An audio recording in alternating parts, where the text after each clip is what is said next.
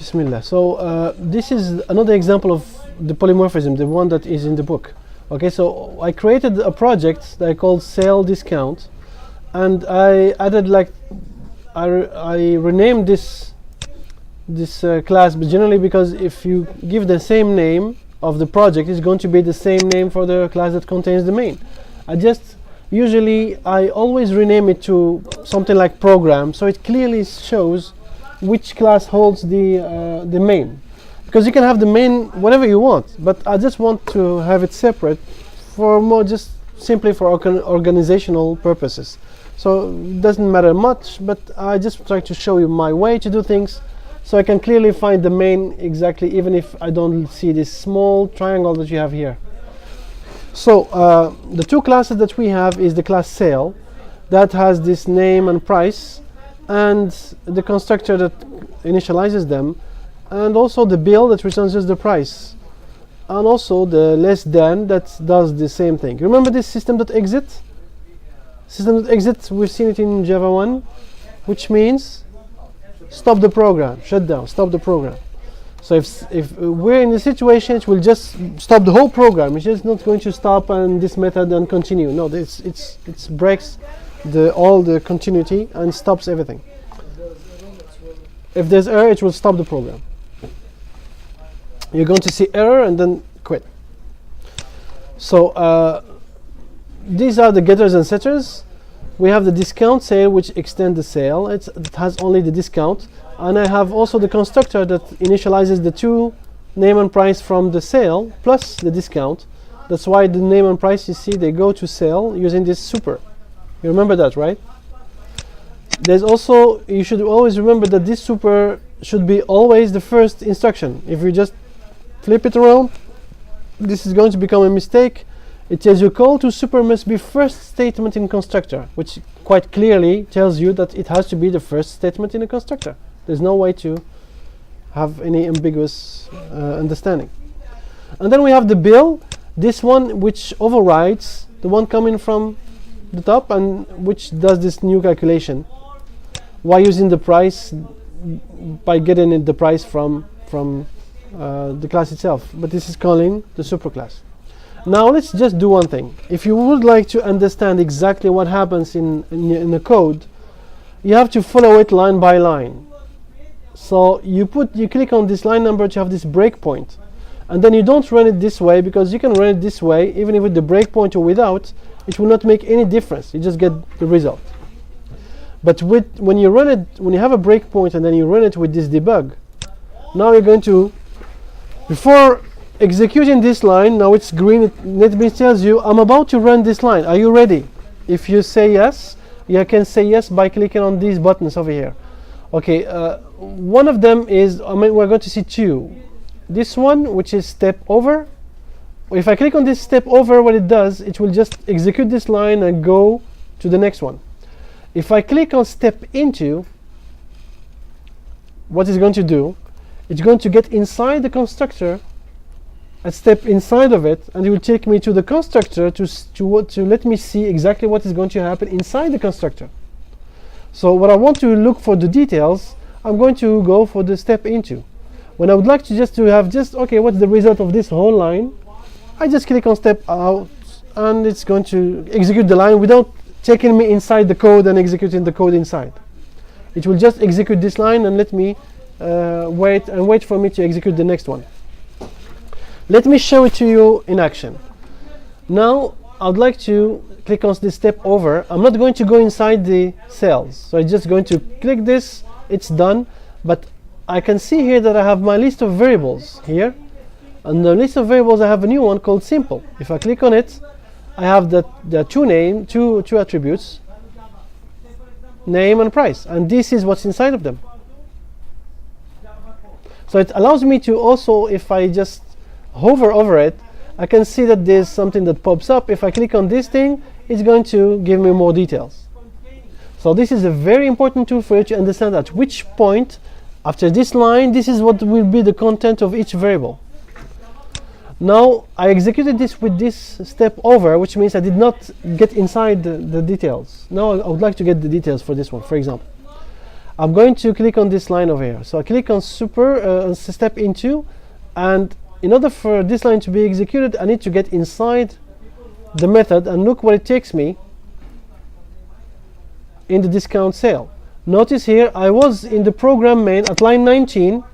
From this line 19 I went inside this discount sale, and this is something called that I can see in the call stack, so I can know how did I end up being here. I ended up being here because this is how it worked. I started from the program in the main at line 19. I want to execute this line 19. Before I have to go inside the discount sale. This is what I requested, so that's why I'm inside this discount sale in the initialization part, which is the constructor. Now you see here, same thing. If I click on step into, it will take me to the sale. It's going to do the same thing. So now it's going to check this. If I click on step into now, there's nothing to step into, just going to execute them one by one. So you see now the price is 11 and the name is the floor mat, and then if I keep going, there's nothing to go, so it takes me back to where I was. Now I'm back to discount sale.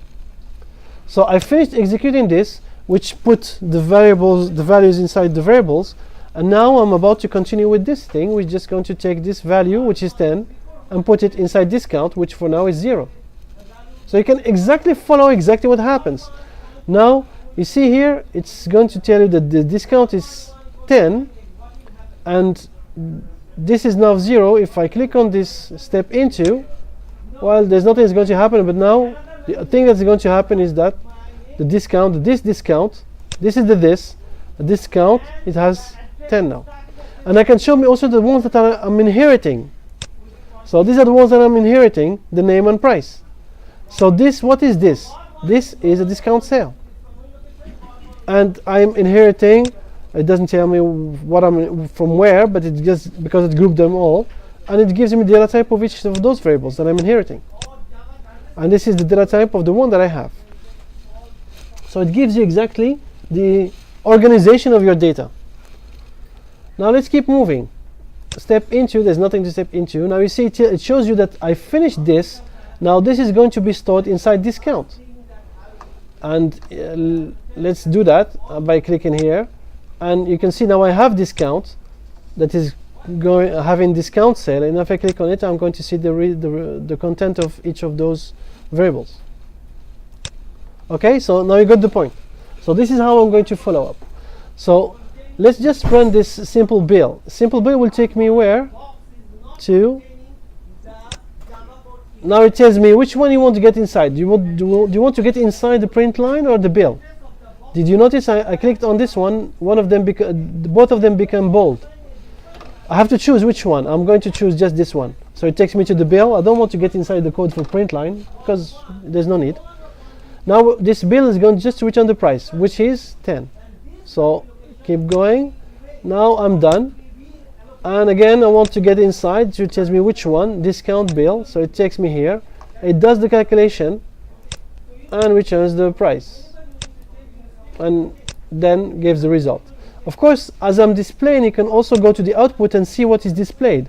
Now this line displayed 10. This line is about to display 9.9. So if I click on this one, I go back to the output. Now I see that it was 9.9. Okay, now this is the part that interests me, because this is where the thing happens. Discount.less than, I'm going to click to run that. If I click on run, that takes me to less than where? Sale. But actually, the one that is calling this one, the less than comes from discount. So I'm calling this less than from discount, but the code of this less than is coming from the sale. That's why it took me here. Now this other one, what is it? Is it null? If I click on it, I'm trying to see something happen. It doesn't show me. I don't know why. Oh yes, I need to click here. Okay, now I click here. It will show me, I hope. No? It doesn't show me. I don't know why. Okay, whatever. So let's just follow up. I'm just going to click on this next. It will show me that this is not null, so it's going to return here. Now I get inside. It tells me which one do you want to get inside, the bill or the other bill. I'm going to go into this one. So this bill here is going to take me where? It depends who called less than. Is it did I call it from a sale or from a discount sale? If I go here, I just need to know this. That's why when you come back, you can see where you were. How did you end up being here? You end up being here because you were called from this line, and this line is a discount that called the less than, which means it's the discount sale that called the less than. So if I'm here, this bill is actually the bill from the discount sale. And if I click on this one to step into, it takes me to the discount sale to execute that. Even though here, look, I'm here and there's a bill also. But because of this late binding, I called it from discount, so I'm going to use everything from discount. That's the confusion, because I'm in sale and I'm using discount sale. But yes, there's a relationship between them. There's inheritance. And also this bill here has been overridden. This bill here in the discount sale, it was overridden. So that's why I said if I'm using discount sale, I would like to use my own bill. So that's why this is done this way. So in Java, all the call of the methods are done later because it depends on who called it. And now who called this less than is a discount sale, and because the bill exists in a discount sale, I'm going to run it first. So that's why I'm going to execute that. That's why it execute this thing that gives me 9.9. And then I have this get price. Why? Because this one gets the price before it can calculate it, and it's after doing that, now I can return here. So I finished with this thing. Now I'd like to continue. Now the other bill, this other here, what is data type? It's a sale. How was it called? From a sale. So this other bill is going to just return the price from a sale. So that's why this is going to return a 10. And let's just run it. That's why you see it's calling the bill. It returns the price. And let's call then this is going to become 10. There's something that you can do. I don't know if you can do it now. You can select, and it's going to tell you the result of this selection. What is it? So you see it compares bill less than other.bill. It's a Boolean value, and it says it's true because the first one is smaller than the second one. So this is a very powerful tool, this debug, that allows you to stop at a specific point and investigate what happens one step at a time. Now I click next, step over. There's nothing to finish, so I have this is going to become true. So it gets inside, it displays this discount item is cheaper. There's nothing else. It stops and it's done. If I go to the output, I'm going to see this discount is cheaper. Yes. What is the poly here? What is the? This, what is the bully? yes, What do you mean with bully? polymorphism. Oh, polymorphism. Where is the polymorphism here? Yeah, the polymorphism here is, look, if you look at sale here, this bill here takes multiple forms. Sometimes it's this one, sometimes it's this one. So this is where polymorphism is. Thank you, that's a good question, because I did not clearly specify that. So this bill here can be different depending on how you call it. This can be from a method that this sale does not even know that there's something called sale in discount sale, because sale is just a method that has been inherited somewhere else. But because of the way Java works, it used late binding every time. When it calls, it looks at who called me. Did I, in this case, was I called by discount sale or by sale? Because of this line, this less than was called by a discount, which is a discount sale, it is going to use the bill from the discount sale. So this bill here is going to be from discount sale. But this one, for sure, is going to be used from sale. Why? Because other is of type sale. And I'm calling the bill from sale, so that means I'm going to get this one. So when you call a method, it's at runtime that you will know which one is going to be, and Java does not know exactly which one is going to be associated with, because at runtime it will want to decide which one it is. Based on what? Based on how it is called.